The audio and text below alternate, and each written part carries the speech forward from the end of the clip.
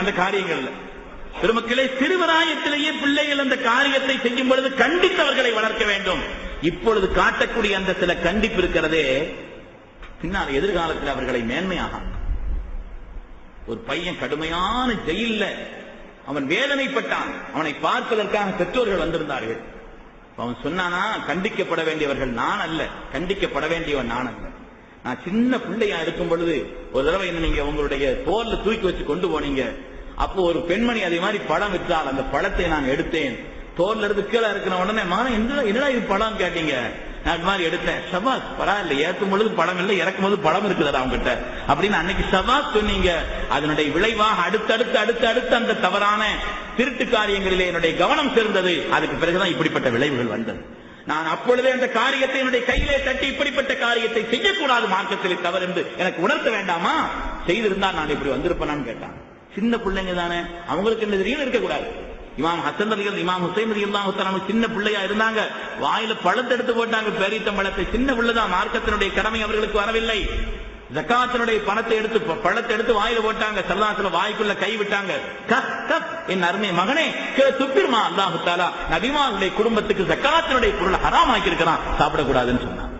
பிள்ளைகளுடைய அந்த பிஞ்சு உள்ளத்திலேயே எது தவறு எது சரி என்பதை அப்பொழுதே அவங்களுக்கு விளங்குதோ விளங்கலையோ பக்குவமாக சொல்லிவிட வேண்டும் என்பதை மார்க்கம் நமக்கு உணர்த்தி காட்டுகிறது. பெருமக்கள், அல்லாஹு தஆலா குர்ஆன் ஷரீஃபிலே சையதுனா லுக்மான் அலைஹிஸ்ஸலாமுடைய வரலாறை சொல்வான். அற்புதமான உபதேசங்களை செய்வார்கள் லுக்மான் அலைஹிஸ்ஸலாம் தன்னுடைய பிள்ளைக்கு. வைது கால லுக்மானு லிப்னிஹி, அற்புதமான தத்துவ ஞானி. நாம் அவங்களை பத்தி அன்னைக்கு சொன்னோம். லுக்மான் அலைஹிஸ்ஸலாம் பெரிய தத்துவ வித்தகராக திகழ்ந்தவர்கள். லுக்மானுல் ஹக்கீம் ஆரம்பத்தில் ஒரு ஆளிடத்துல வேலை செய்தாங்களாம். பணி செய்துட்டு இருந்தாங்களாம். அந்த எஜமானர் அதற்கு லுக்மானுல் ஹக்கீம் கூப்பிட்டு, ரொம்ப விவரமான ஆளா இருக்கிறீங்க, ஒரு ஆடு அறுத்து அதுல உயர்ந்த பாகத்தை, சுவையான பாகத்தை எடுத்துட்டு வாங்கன்னு சொன்னாங்களாம். லுக்மானுல் ஹக்கீம் ஒரு ஆடு அறுத்து அதனுடைய நெஞ்சு பகுதியையும் நாக்கையும் எடுத்து கொண்டு கொடுத்தாங்களாம். ஆட்டு பகுதியினுடைய நெஞ்சையும் நாக்கு பகுதியை எடுத்து கொடுத்தாங்களாம். ஆட்டை பொறுத்தவரையில எந்த பகுதியை சாப்பிடுறோமோ அந்த பகுதிக்கு பலம் என்று சொல்வார்கள். ஆட்டுல எந்த பகுதியை சாப்பிடுறோமோ அந்த பகுதிக்கு பலம்னு சொல்லுவாங்க. இந்த மாதிரி இந்த நெஞ்சையும் நாக்கு பகுதியும் எடுத்து கொண்டு கொடுத்தாங்களாம். நெஞ்சு இருக்கிறத அது நெஞ்சுக்கு நல்லது. சில பேர் நெஞ்செலும்பு நல்லா சாப்பிட தெரியும், அது எவ்வளவு ருசின்னு தெரிஞ்சவங்களுக்கு தெரியும்.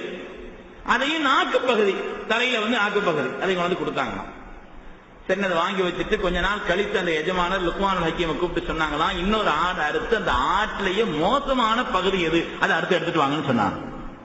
லுக்மானுல் ஹக்கீம் ஒரு ஆட்டை அறுத்து அதே மாதிரி நெஞ்சையும் திருப்பி நாக்கையும் தான் தூக்கிட்டு வந்தாங்களாம். எனக்கு உயர்ந்ததை கொண்டு வர சொன்ன, அப்போ அதான் கொண்டு வந்தீங்க, கெட்டதை கொண்டு வர சொன்ன. இது ஆட்டு மாத்திரம் உள்ள சட்டம் அல்ல, இந்த துன்யாவுக்கே உள்ள சட்டம். இந்த ரெண்டும் சீரானால் எல்லாம் சீராகிவிடும். கல்வும் நாவும் சீரானால் எல்லாம் சீராகிவிடும். இந்த ரெண்டும் கெட்டால் எல்லாம் கெட்டுவிடும் சொன்னாங்க. பெரிய தத்துவ மேதை லுக்மானுல் ஹக்கீம். அல்லாஹ் தஆலா அவங்க பேரால குர்ஆன் ஷரீஃபில தனி சூறாவை இறக்கி வைத்திருக்கிறான். அந்த லுக்மானுல் ஹக்கீம் தன்னுடைய பிள்ளைகளுக்கு செய்த உபதேசத்தை தன் அருமை மகனுக்கு, யா புனைய, என் அருமை மகனே, அதுதான் அதுக்கு அர்த்தம். வெறும் மகனேன்னு அர்த்தம் இல்ல, என் அருமை மகனே, என் சின்ன சிறு குழந்தையே என்று அதற்கு லுக்மானுல் ஹக்கீம் பிள்ளைகளுக்கு உபதேசம் செய்வார். நம்ம பிள்ளைகளுக்கு அப்படிப்பட்ட ஒரு பக்குவமான, இதமான, நுட்பமான, ஒரு கண்ணியமான முறையிலே அந்த பிள்ளைகளுக்கு உண்டான பாடத்தை போதிக்க வேண்டிய விதத்திலே, போதிக்க வேண்டிய நேரத்திலே சொல்ல வேண்டும் என்று குர்ஆன் நமக்கு அதிலே உணர்த்தி காண்பிக்கிறது.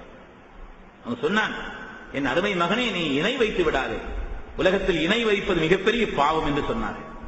அதுக்கடுத்து இன்னொன்னு சொன்னாங்க, யா புனைய இன்னஹா இன் தகும் மிஸ்கால ஹப்பத்தின் மின் ஹர்தலின் ஃபதகுன் ஃபீ ஸக்ரத்தின் அவ் ஃபிஸ் ஸமாஇ அவ் ஃபில் அர்தி யஸி பிஹல்லாஹ். என் அருமை மகனே, நல்ல காரியத்தை செய்தாய் என்று சொன்னார்.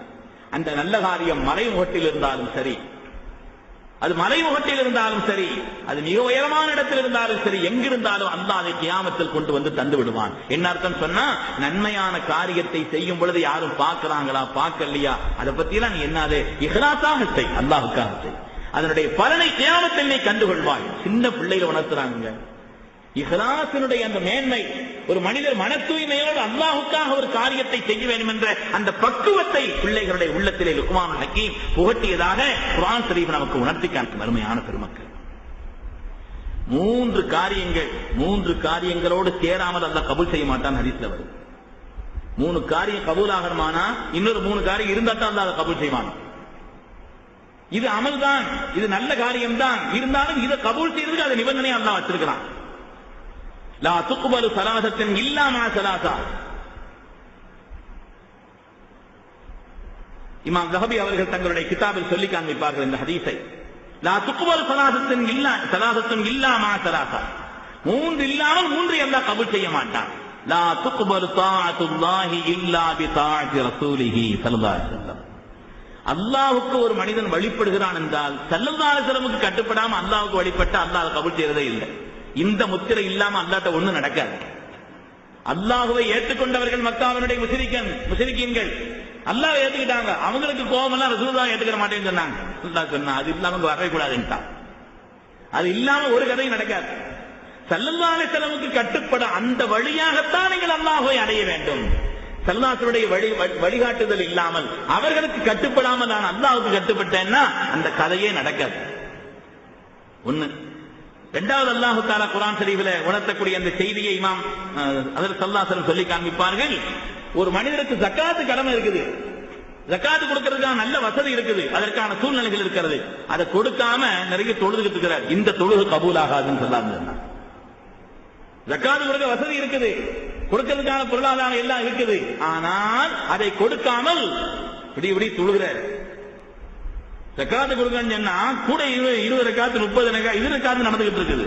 ஸல்லல்லாஹு சொன்னாங்க இதில் என்ன அல்லாஹ் குர்ஆன் ஷரீஃபில் ரெண்டை இணைச்சென சொல்லி இருக்கிறான். அத்தீஉல்லாஹ் வ அத்தீஉர் ரசூல். அல்லாஹ்வுக்கு கட்டுப்படுங்கள், அல்லாஹ்வுடைய ரசூலுக்கு கட்டுப்படுங்கள். அது மாதிரி இணைத்து சொல்லி இருக்கிறான். அகீமுஸ் ஸலாத வ ஆத்துஸ் ஸகாத். தொழுகையை நிறைவேற்றுங்கள், ஜகாத்தை கொடுத்து விடுங்கள். தொழுகை நிறைவேற்றுங்கள். ஜக்காத் மாத்திர இன்னைக்கு இந்த உம்மத்தை முஸ்லிமா சரியாக கொடுத்துச்சுன்னா உலகத்துல ஒரு ஏழை இருக்க மாட்டாங்க, ஒரு ஏழை இருக்க மாட்டார்கள். அப்படிப்பட்ட அற்புதமான பொருளாதார திட்டத்தை இஸ்லாம் வகுத்திருக்கிறது.